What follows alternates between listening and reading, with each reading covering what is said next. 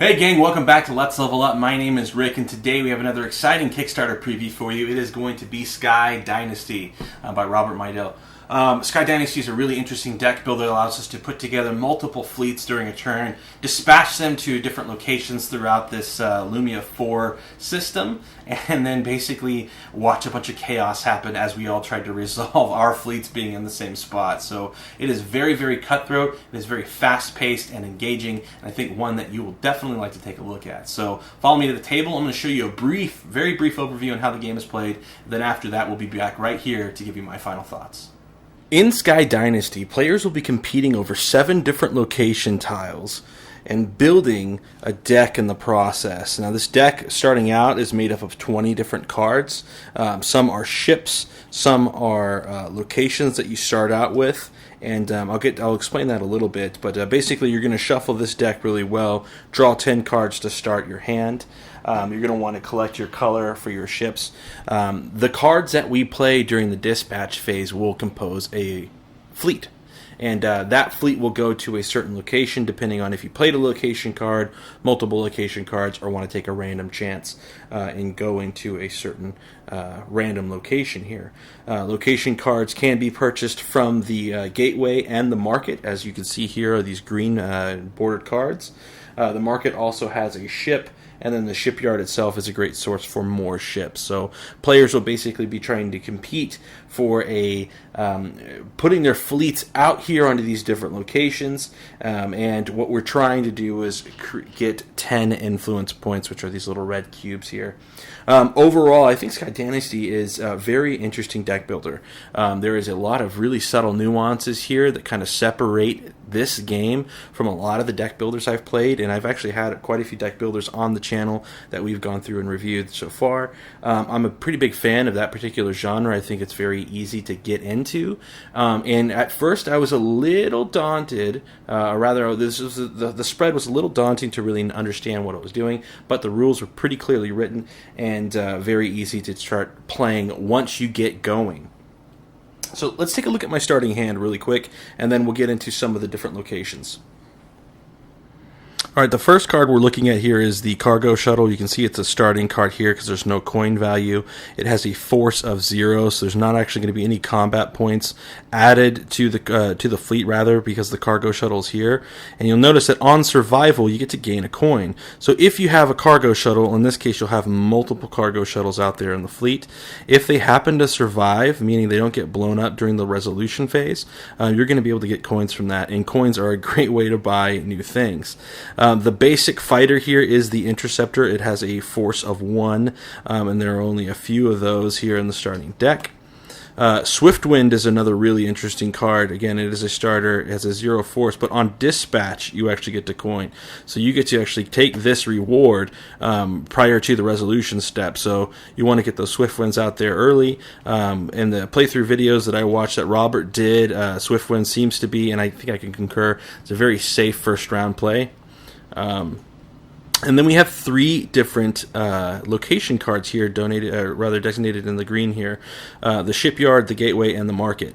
So when I play these as part of my fleet, if I say, for instance, I were to play the market and 2 Swiftwind and 2 cargo shuttles here as part of my fleet face down, when this is revealed, that means that particular fleet is going to go to the market. And you can see here, when this location card is chosen, dispatch your fleet to the market. If I were to choose to put in both the gateway and the market, they would go face down, and I get to pick one or the other. Otherwise, I'm going to be taking a random a chance to go to a certain location. I can also buy additional locations in the gateway. So let's take a look at some of the locations here, starting with the junkyard. So the junkyard is actually a special location, and its main ability, it allows us to trash cards. So if you've played any deck builder, you know we want to get rid of the basic cards once we start funneling a certain strategy, and this allows us to roll a d6 and then take the appropriate actions. So in this case, I rolled a 3, and it says I may trash up to 2 cards, and I draw 2 cards from the ship deck. I may purchase one of those cards at its cost. So you can see there's 6 different unique actions. All of those in some way are relating to trashing, and again, trashing is just going to remove those cards from our hand, or rather from our deck, so that we're not going to be drawing into the stuff that we don't want. Next up, we have the dealer, and it says during setup, you're going to lay 3 cards from the ship deck, which are available for purchase here. Replace the purchase cards at the end of the round. So we're going to take 3 cards here. In this case, we've got a mobile shipyard, a corsair, and a privateer. So before we make a purchase, if we win this location, we get one of the following bonuses. Either we get a gain in influence, which again, that's how we win the game, right? So that's a huge, huge thing. We can gain 3 coins or gain 2 influence if we pay 3 coins. So the dealer is a very, very high profile location and a way for us to get influence. Again, and it's also a way for us to acquire additional cards. So there's a lot of different locations that are going to focus on card acquisition, which I like as well. The next location is the palace. We put the palace marker, which is this purple pawn, on the first step, and anytime we go to the palace, we're going to resolve whatever action that the marker is currently on. So we start with gaining an influence and advancing it. The next time we gain 2 influence, and the following time we gain 3 influence. So the palace is actually going to get sweeter as the game goes on. And again, we're going to want to try to get to the gateway to get palace cards so we can make sure we're always landing on the palace. The next location is the shipyard. It basically is a way for us to acquire additional ships, and we'll look through some of the cards on the ship deck here in a second. But again, all of our advanced ships are going to be here. In order to successfully dispatch a fleet, we have to have at least 1 ship in there, or we don't get to take advantage of the location. So if I just play, and I'm not quite sure why I would do this yet, but if I just played a location, or if I played something else that didn't allow me to actually, that wasn't actually a ship, I could go to that location, but I couldn't really do anything once I was there. The next location is the market, and it allows us basically to put 1 location and 1 ship, and then after we make a purchase, we get to gain 5 coins from the market. So the market is a really good way for us to get more coins.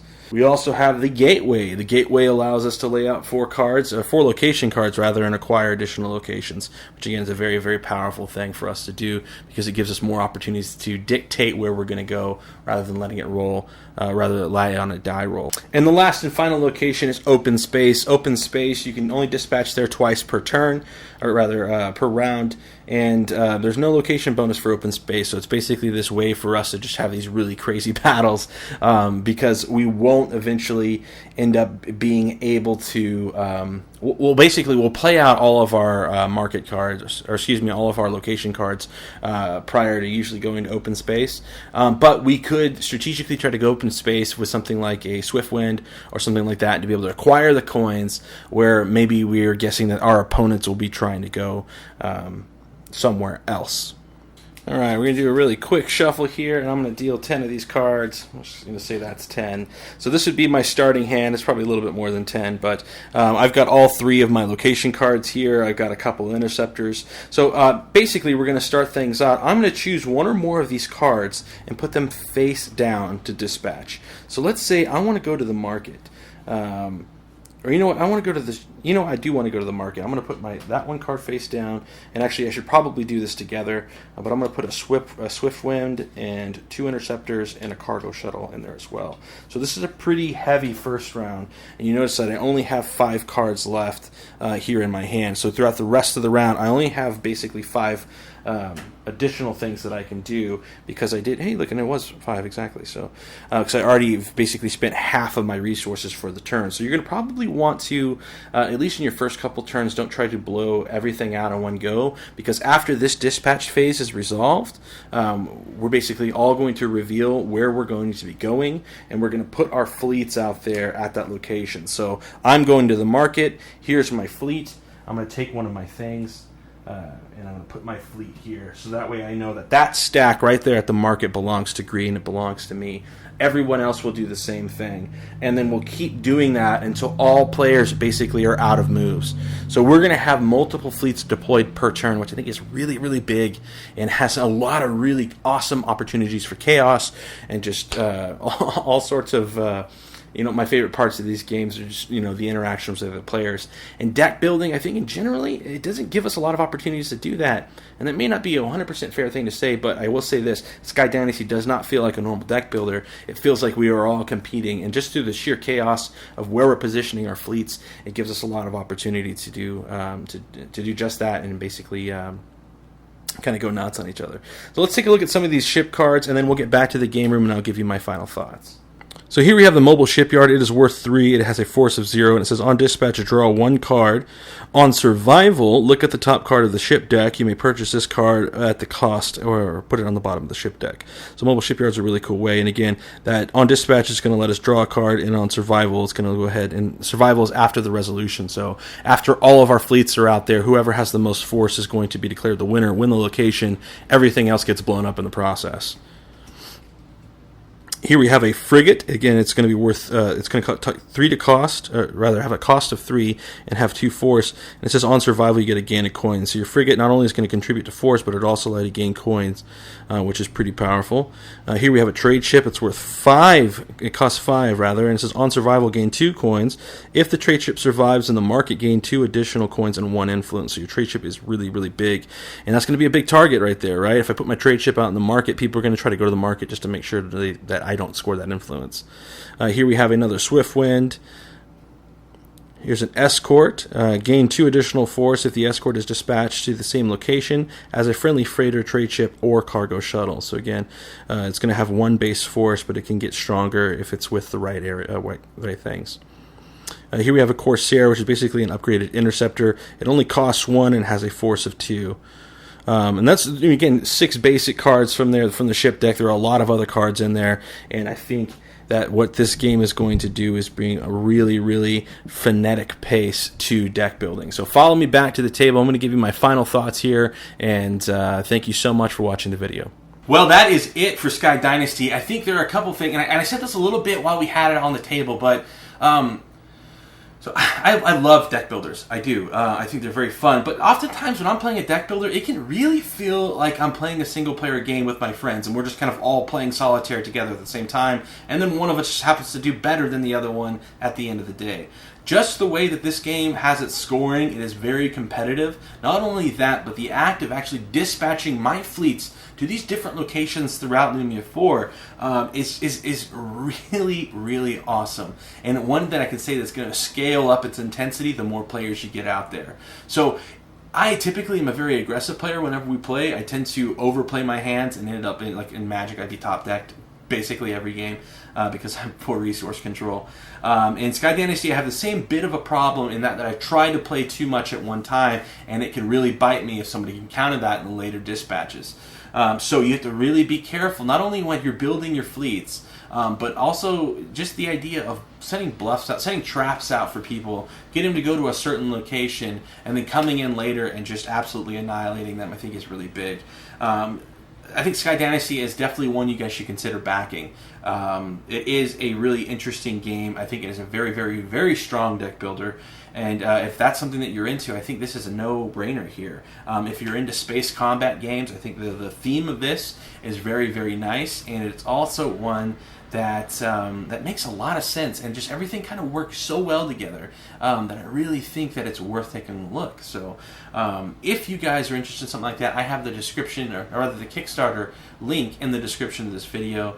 I want to wish Robert and everyone working on this project a very good luck in their campaign. I think they have a very excellent product. This isn't the first time that Sky Dynasty's tried to launch on Kickstarter, but I think they have a really good product here, and it's definitely one that you should check out. And more, maybe not even more importantly, but the projects that I like to get behind and really champion are the ones that have a very inspired creation process. And not only that, they have somebody working behind it. You can tell that this means a lot to Robert.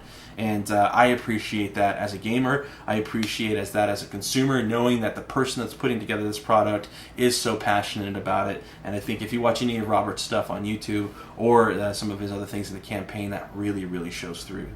So Robert, thank you so much for allowing me to look at Sky Dynasty. I hope you guys take a look at this again. Check the description of this video. There will be a link to the Kickstarter there. I will put things out on Facebook and Twitter whenever it is closer to the campaign's actual launch. And I definitely want to say thank you again. Appreciate you guys watching this video. If you liked it, please give us a thumbs up. Subscribe to the channel if you haven't already. But most importantly, game on.